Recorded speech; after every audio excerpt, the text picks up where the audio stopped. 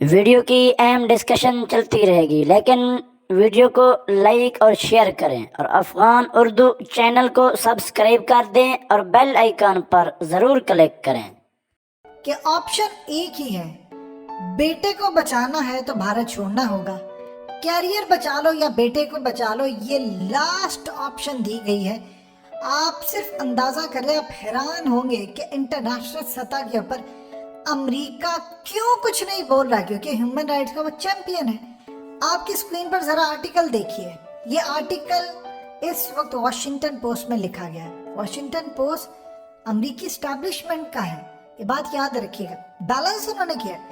अब इस आर्टिकल के अंदर वो तमाम बातें हैं जो हकीकत टीवी ऑलरेडी कर चुका है। इसमें बताया गया है कि शाहरुख ने जब मोदी के खिलाफ इनटॉलरेंस की बात की तो मोदी उसका बदला ले रहा है। चक दे इंडिया फिल्म उसकी आई और उसमें उसने मुसलमान हॉकी के कोच का किरदार अदा किया। उसने इंडिया को प्राउड फील करवाया। उसके बाद माय नेम इज खान बनाकर उसने मुसलमानों के ऊपर होने वाली बेइज्जती का बदला लिया। और फिर उसके बाद योगी आदित्यनाथ ने शाहरुख को दहशतगर्द कहा। अब इसमें क्लियरली लिखा हुआ है कि अगर मिनिस्टर का बेटा किसानों को कुचल कर जाता है उसको कोई पूछने वाला नहीं, लेकिन शाहरुख के बेटे को सजा इसलिए दी जाती है क्योंकि वो मुसलमान है और वो मुसलमानों के लिए आवाज इंडिया समेत दुनिया भर में उठाता है। वो एक आइकन है। पाकिस्तान में भी उसकी इतनी इज्जत है, इंडिया में तो उसकी बहुत इज्जत है, दुनिया भर के अंदर। यानी आप समझ रहे हो, पूरी दुनिया में अगर कहीं कोई सबसे ज्यादा फेमस शख्स है, बावजूद इसके कि वो हिंदी फिल्म का अदाकार है और उसका नाम है शाहरुख, इतनी पॉपुलैरिटी तो आमिर खान को भी कहीं नहीं मिली जितनी शाहरुख को मिली है। अब आप देख लें कि इस वक्त जो सूरत हाल सामने आई है, आर्यन खान की बेल हो गई है रिजेक्ट। और बेल रिजेक्ट, आप अगर आज की कार्रवाई देखें तो कोई कसर ऐसी नहीं थी कि आर्यन खान की बेल रिजेक्ट हो। इस वक्त आर्यन खान को कैदी नंबर 956 दे दिया गया है। अब के बाद आर्यन खान को ये नहीं कहा जाएगा कि आर्यन खान हाजिर हो या जाए, आपने अदालत में जाने, कहा जाएगा कैदी नंबर 956 तुम्हारा केस आ गया, इस तरह मुखातिब किया जाएगा। और शाहरुख ने कुछ अर्सा पहले कहा था कि मेरे बच्चों को तजलील या उनको जलील ना करना, अगर किसी को प्रॉब्लम है तो मुझे आकर जलील करे या मेरे साथ लड़ाई करे या मेरे साथ जो हिसाब किताब चुकना है। आज आप देख ले, शाहरुख के बेटे को सिंसियरली तौर पर अगर कोई बचा सकता है तो वो भारत के अंदर उनकी जुडिशरी है, लेकिन जुडिशरी बिकी हुई है, पूरी तरह भारतीय जुडिशरी बिकी है। फैसले आपके डंके की चोट पर करवाए जाते हैं, आपके घर के अंदर जजों बिल्कुल तमाम चीजों को मैनेज किया जाता है। अब इस वक्त सूरत हाल ये है कि जिस बंदे एनसीबी के डायरेक्टर को लगाया, जो आपके स्क्रीन पर चले, इसका नाम है समीर वाकड़े। ये शख्स समीर पूरी तरह मुलव्विस है बीजेपी के साथ शाहरुख को निकालने के लिए। अब जानते हैं अब अदालत में आज क्या हुआ है, इसने अदालत को, इसकी टीम ने पूरी तरह दलाइल दिए जो इंतहाई वीक थे कि बेल हो जाती। से लास्ट में कहा कि हमारे पास ऐसे एविडेंस है कि शाहरुख का बेटा इंटरनेशनल ड्रग डीलर्स के साथ काम कर रहा है, मुलव्विस है और इसका ताल्लुक इंटरनेशनल सतह पर मंशियात जो ग्रुप है उसके साथ है। आप देख ले, 23 साल का बच्चा जिसका बाप सुपरस्टार है, जिसके पास पैसे की लाइन है, जिस फिल्म पर हाथ रखे वो फिल्म मिलेगी, जिस शख्स ने शुरुआत उस फिल्म से की हो जो दुनिया की टॉप फिल्मों में शुमार होती है, द लायन किंग, दोबारा जब बनी है, रीमेक हुई है, और द लायन किंग को जो वॉइस ओवर दी है हिंदी के अंदर वो शाहरुख और उसके बेटे ने दी है। तो आप अंदाजा कीजिए, जिसकी शुरुआत यहाँ से हुई हो उसको क्या टगे टगे का कोई भी शख्स आता है उसको मंशियात बेचने की जरूरत है या उसका उसके साथ लिंक है।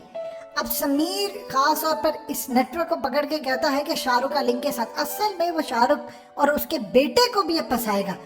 अब आहिस्ता आहिस्ता आप देखेंगे कि लिंक निकालेंगे शाहरुख के साथ और आहिस्ता आहिस्ता उसके बेटे को फंसाएंगे और बेटे को वो फंसा रहे हैं ये कहकर कि तुम्हारा जो लिंक आगे जुड़ेगा वो दाऊद इब्राहिम के साथ जुड़ेगा, दाऊद इब्राहिम के साथ आईएसआई के साथ जुड़ेगा, आईएसआई के साथ तालिबान के साथ जुड़ेगा।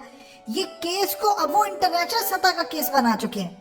लेकिन इस शख्स को ये नहीं पता था कि 3 अरब डॉलर की 3000 किलो की हीरोइन अडानी पोर्ट पर आती है, उसको नहीं पकड़ता क्योंकि उसमें 25% मोदी का हिस्सा है, क्योंकि वो अडानी ग्रुप की थी, क्योंकि वो बीजेपी का बहुत बड़ा स्पॉन्सर है, बीजेपी के तमाम रैलीज, कैंपेन, इलेक्शन में पैसा लगाता है। क्योंकि उसने पिछले साल में एक दिन का, जी हाँ, एक दिन में 1,000 करोड़ एवरेज उसकी इनकम है। एशिया का दूसरा अमीर तरीन शख्स है। उसको किसने पकड़ना है? वो चाहे पूरा हिंदुस्तान खरीद ले, लेकिन इनको नजर आया है वो 23 साल का लड़का।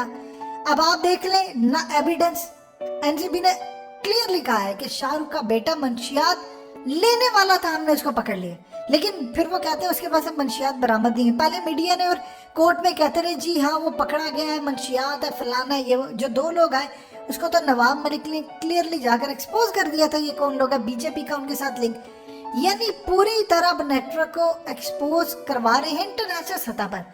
क्लियर पैगाम दिया गया है शाहरुख के बेटे को, ये असल में जलील कर रहे हैं उसको, इन्होंने जलील करना है। अगर शाहरुख ने इंडिया छोड़ दिया तो आप याद रखिएगा, एक तो शाहरुख के जो असासे हैं वो पूरी तरह उसको नहीं मिल पाएंगे, ये ज़हन में रखिए। उसका मन्नत घर जिससे वो खड़ा होकर अपने व्यूअर्स को हाथ हिलाता है, ये तमाम चीज़ें वो तो उसके हाथ से जाएगा और बहुत सारी प्रॉपर्टी जाएगी। आप देखें कि आर्यन खान के लॉयर ने अदालत को कहा है कि मैं भागूंगा नहीं, मैंने भारत छोड़ के जाना नहीं है, मैं इंडियन हूँ, मेरा बाप सुपरस्टार है, मैं इज्जतदार फैमिली से हूँ, मेरी कोई क्रिमिनल हिस्ट्री नहीं है, आप मुझे किस लिए फंसा रहे। लेकिन उसके बाद सूरत हाल ये है कि अब एक ही चांस है। देखिए जिस तरह संजय दत्त का केस याद कीजिए, संजय दत्त की जो बायोग्राफी थी उसमें उसने क्या लिखा, उसने कहा कि अदालत ने मेरी बेल रिजेक्ट की थी, मेरा बाप सुनील दत्त बाल ठाकरे के पास गया, उसने कहा एक शर्त है, मैं तुम्हारे बेटे को बाहर निकाल लूंगा, किसी कोर्ट से तुम्हें रिहाई नहीं मिलेगी, शर्त यह है कि तुम मेरे खिलाफ मुंबई से इलेक्शन नहीं लड़ोगे। अब सुनील दत्त वो शख्स था कि मुंबई से उसकी सीट पक्की थी, उसने शिवसेना से डील की। आप देख लें कुछ अरसे के बाद अदालत से संजय दत्त की रिहाई हो गई, वो बाहर आ गए। कि नहीं, आप अंदाजा कीजिए इन सियासतदानों के हाथ में पूरी की पूरी जुडिशरी होती है। यानी उसने शिवसेना को जाकर कहा, वो इलेक्शन नहीं लड़ा, शिवसेना ने वो सीट जीत ली, संजय दत्त बाहर आ गया। अब शाहरुख को वो कहते हैं डील करें संजय दत्त की तरह। संजय दत्त की तरह क्या डील है कि तुम यहाँ पर सरेंडर करोगे, हमारे साथ डील करोगे, लेकिन इस दफा डील ये नहीं होगी कि तुम्हारे बेटे को रिहा कराएंगे, तुम्हें भारत छोड़ना होगा।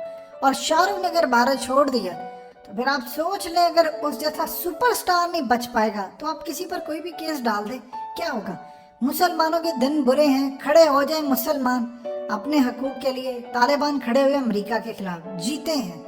भारतीय मुसलमान जब तक अवैसी बरादरान टाइप लोगों के पीछे लगे रहेंगे तो इसी तरह जलील होते रहेंगे जिस तरह वो हमेशा होते हैं।